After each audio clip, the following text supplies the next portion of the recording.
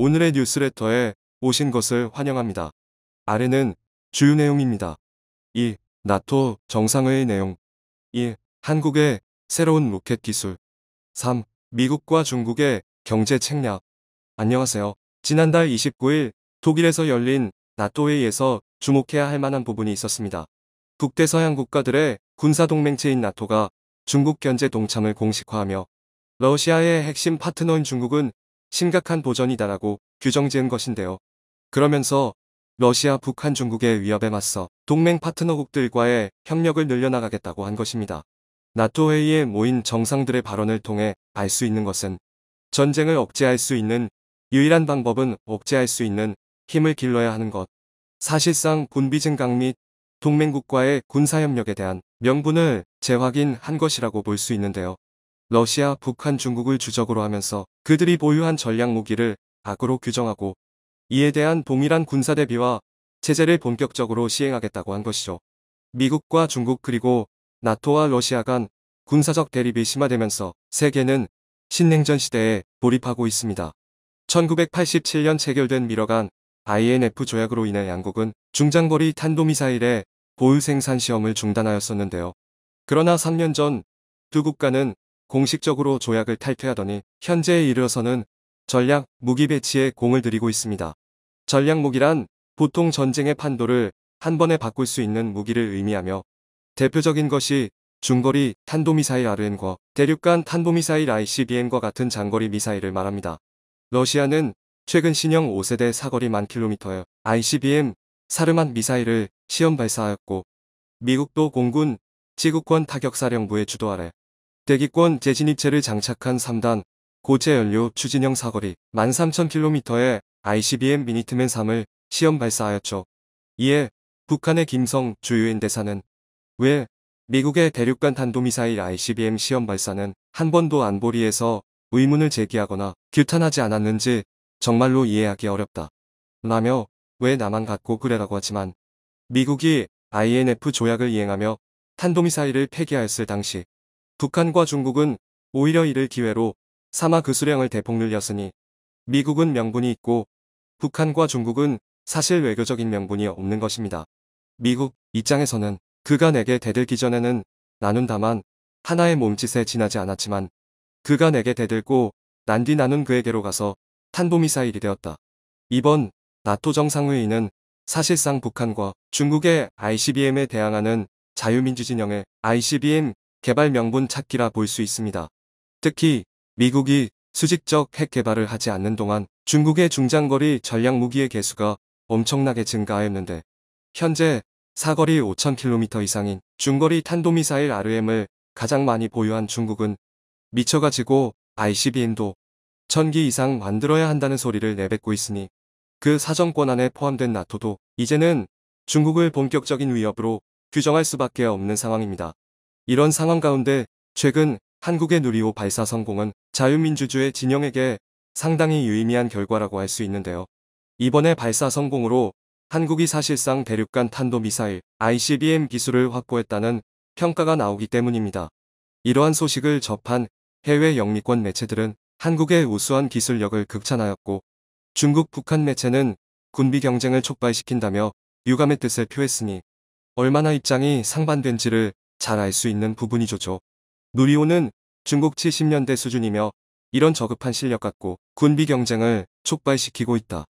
누리호 발사로 한국 우주개발 미래 열렸다. 한국이 우주 기반 6G 통신을 주도할 것. 심지어 주한 미국 대사관은 각국 대사관 중 유일하게 한국의 누리호 발사 성공을 축하하였는데요. 해낼 줄 알았습니다.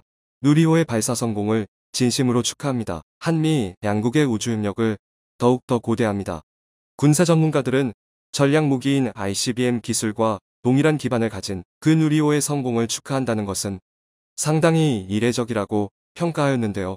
이는 한국의 ICBM 개발 명분에 동맹국들이 공감하기 시작했다는 것을 의미하며 특히 미국이 북중러의 미사일 억제력을 발휘하기 위한 수단으로 한국의 중장거리 탄도미사일 보유에 적극 찬성한다는 것을 뜻합니다. 위성을 우주로 쏘아 올리는 발사체와 ICBM 대륙간 탄도미사일은 추진 방식, 구조, 단분리, 유도항법 제어 GNC 등 대부분의 기술이 일치하는데요. 발사 후 지상으로부터 200km의 대기권을 넘어갈 때까지도 큰 차이가 없습니다. 대기권을 넘어간 후 목표 궤도에 진입해 인공위성을 분리시키느냐, 약 1000km의 고도까지 계속 상승한 뒤 지구 중력에 의해 다시 낙하에 공격하느냐의 차이가 있을 뿐이죠. 심지어 탑재체 호환도 가능해 그냥 미사일로도 사용이 가능한데요. 북한이 2016년 우주 발사체라며 광명성 로켓을 발사했지만 한미 정부 당국이 ICBM이라고 판단한 이유도 여기에 있습니다. 그 가운데 무엇보다 핵심은 75톤급 중대형 액체 엔진을 자체 개발했다는 데 있습니다. 1단에서 75톤급 액체 엔진은 4개가 한 대 목표 1개의 300톤급 엔진처럼 동시에 점화하며 2단에도 1개가 달려 있습니다. 이 엔진 개발을 통해 세계 7번째로 중대형 액체 로켓 엔진 기술을 확보하였는데요.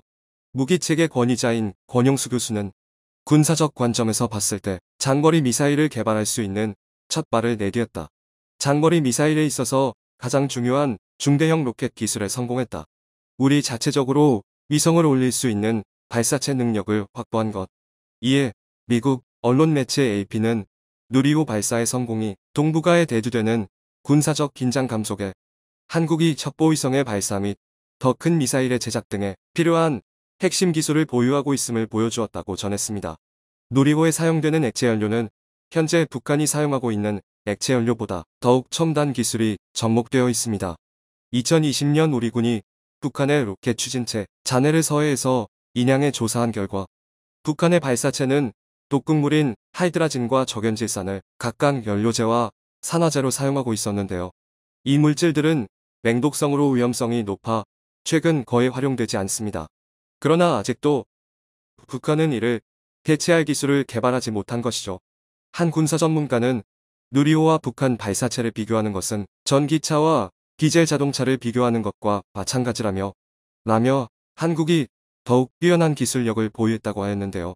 또한 적재 중량 측면에서도 광명성 로켓의 적재 중량은 약 200kg에 불과한 반면 누리호의 적재 가능 중량은 1500kg, 1.5톤으로 성능적 우위를 점하고 있습니다.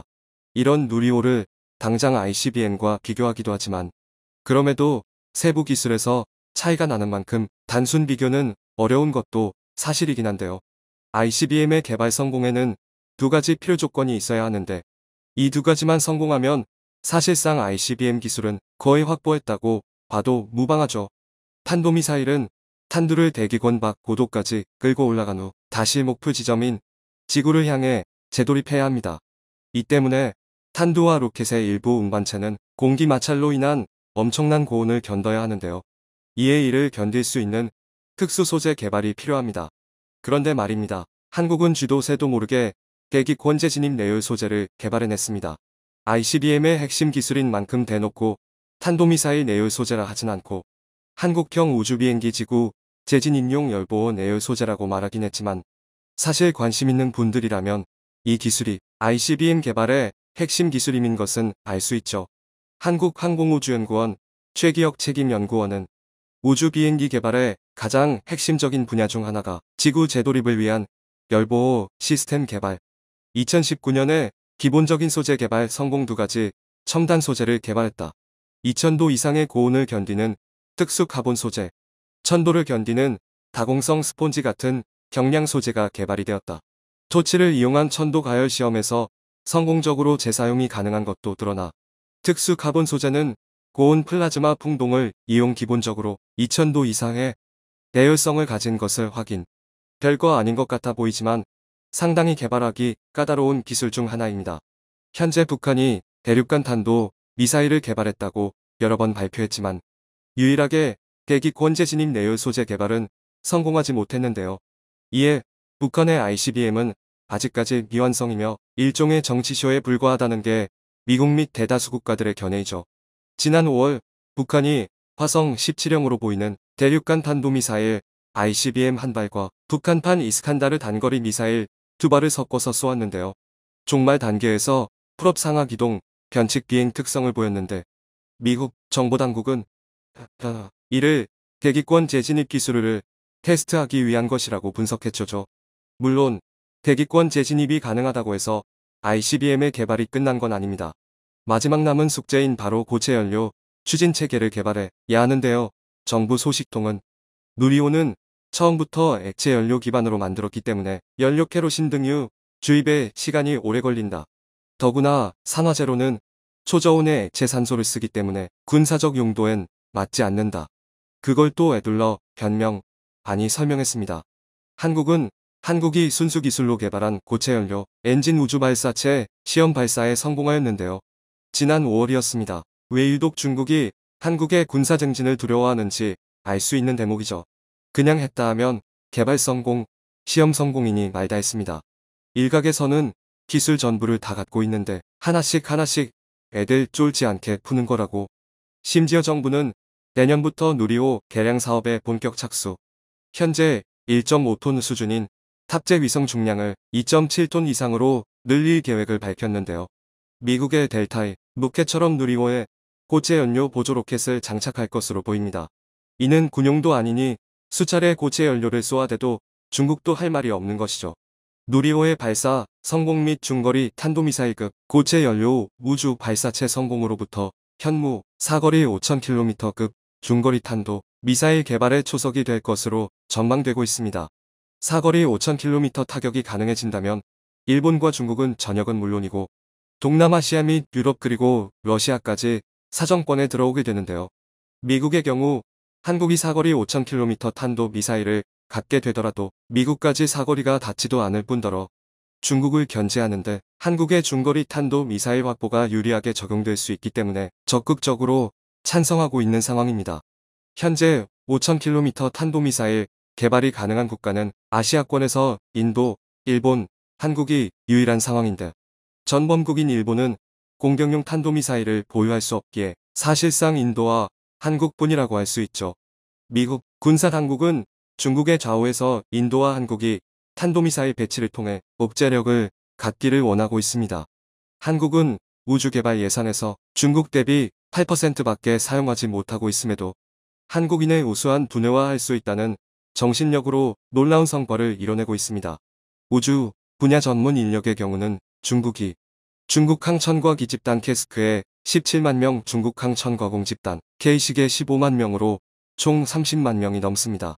이에 반해 한국항공우주연구원의 인력은 고작 1,039명 2019년 12월 기준에 불과하죠. 사실상 일당 300의 일들을 하고 있는 것입니다. 다시 한번 누리호의 성공이 얼마나 대단한 일인지 새삼 깨닫게 되네요.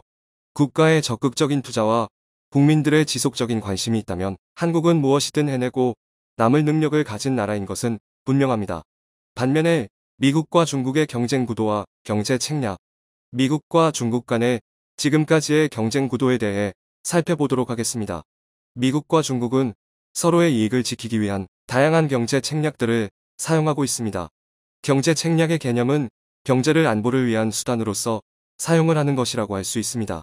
관심 있게 바라보아야 할 부분은 정부가 경제 책략의 도구로 이용을 하는 무역정책, 산업정책, 투자정책입니다. 강대국들은 경제 책략을 사용하며 서로 겨루고 있고 강대국의 싸움은 중간국에게도 많은 영향을 주고 있습니다. 이에 따라 한국, 일본과 같은 중간국도 다양한 경제 책략을 사용을 하고 있습니다. 경제 책략이라는 것은 원래 경제 제재를 뜻하는 의미로 사용이 되었습니다. 정치적인 이유로 자국으로의 물건 수입을 제한하는 것입니다. 하지만 시간이 경과하면서 21세기 경제 책략은 이전과는 다른 양상으로 진행이 됩니다. 산업정책, 무역정책, 투자정책에 영향을 미치는 주요 요소들이 다양하게 등장했기 때문입니다. 요소 중에는 혁신 네트워크, 기술 이전, 국가 안보에 영향을 줄 세계 경제도 있다고 할 수 있습니다. 이러한 말들이 아주 새로운 것은 아니며 과거에 경제 책략이 없었던 것도 아니지만 이를 새로운 기술의 관점에서 바라봐야 한다는 것입니다. 인공지능과 양자 컴퓨터의 개발이 이루어졌고 생명공학과 사이버 보안 기술의 중요성이 높아졌습니다. 이러한 기술은 정부의 도구가 될 수 있는 중요한 기술입니다. 각국의 정부는 이러한 산업을 정치적인 전략적 목적을 가지고 있기 때문에 특히 중요하게 인식합니다. 사이버 안보 분야의 군사 능력 향상을 위해서는 민간 분야를 지원할 필요가 있다고 생각하고 있으며 이러한 이유로 미국 정부는 벤처 캐피털 운영을 통하여 실리콘밸리에 있는 많은 기업들을 지원하고 있습니다. 세계무역기구는 조직의 힘이나 규칙, 목표, 가입국의 수가 경제 책략에 영향을 주고 있습니다. 하지만 산업정책 문제나 첨단 기술 경쟁에 세계무역기구는 적절하게 대처하지 못하고 있다고 평가할 수 있습니다. 간단하게 말하자면 세계무역기구는 다양한 국가들이 추구하고 있는 산업정책들을 통제할 수 있는 수단이 없다고 볼 수 있습니다. 이 말인즉슨 앞으로 무역 분쟁은 더욱 심화될 가능성이 높고 투자 갈등도 더 늘어날 가능성이 높다는 것입니다. 이러한 갈등을 막으려면 세계무역기구의 재편이나 갈등을 관리할 수 있는 기구를 신설하는 것이 필요합니다. 20세기의 세계 경제 질서의 주요 변화 WTO, 유럽연합, FTA, 세계화와 신자유주의 중국 제조 2025 산업정책, 중국 제조 2025라 불리는 중국의 산업정책이 있습니다. 중국의 중국 제조 2025는 많은 산업 분야 육성을 위한 정책인데 항공 우주 산업, 빅데이터, 컴퓨터 산업, 신소재 등 다양하고 미래, 사회의 중요한 산업 분야라고 할 수 있습니다. 중국은 5개년 계획을 수립하여 체계적으로 정책들을 시행하고 있습니다. 어떤 분야의 제품을 생산할 것인지, 어떤 분야의 산업을 보조할 것인지 목표를 정해 추진하고 있습니다. 중국이 추진하고 있는 이 산업 분야는 앞으로 미국 등 다른 국가의 기업들과의 경쟁이 불가피한 것으로 경쟁을 하고 싶지 않다면 피하는 것도 답일 수 있습니다. 중국은 이러한 산업에서의 기술을 어떻게 습득을 하고 있는 것인지에 대해 말하자면 좋게 말한다면 합작 투자이고 나쁘게 말하면 도둑질이라 할 수 있습니다. 기술을 훔치는 것입니다. 사이버 세계에선 사이버 공격이 자주 발생을 하고 있으며 특히 실리콘밸리에서는 컴퓨터 해킹도 빈번하게 일어난다고 합니다. 비밀번호 관리를 조심히 하지 않거나 사무실이나 집에서 조심성 없이 일을 하게 되면 쉽게 해킹의 대상이 된다고 합니다. 오늘도 감사합니다. 최고로 멋진 하루 보내시길 바랄게요.